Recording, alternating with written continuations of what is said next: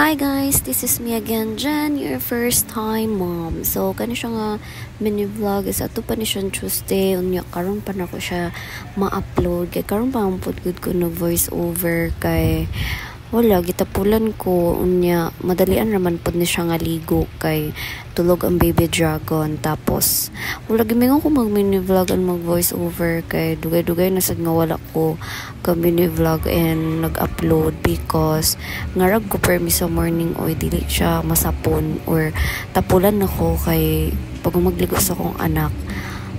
Tas maka-duty na akong partner kay matulog na mo ko diretso and wala na ko'y time i-record na mo buhaton every morning pag weekdays kay syempre unahong plugar na akong video kaysa atimanon akong baby unya atimanon akong partner kay manarbaho. So kani siya wala man ko katulog ani unya timing nga wala na ako nasabay tulog akong baby na timing nga lami kay ang tulog. So gigang naman ko na ligo na lang ko dayon kay tulog pa man siya.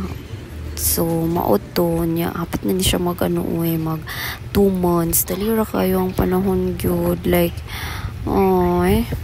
So manatag ilis guys and tulog pa gyapon ko ang baby dragon.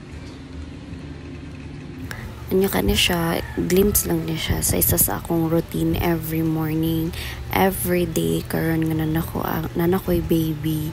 Kay actually dagan jud kay ko trabaho on every morning and ginatabangan man pud noon ko sa akong partner. Ginaalalayan man ko niya. So sabay mi duha magpaligo sa akong baby.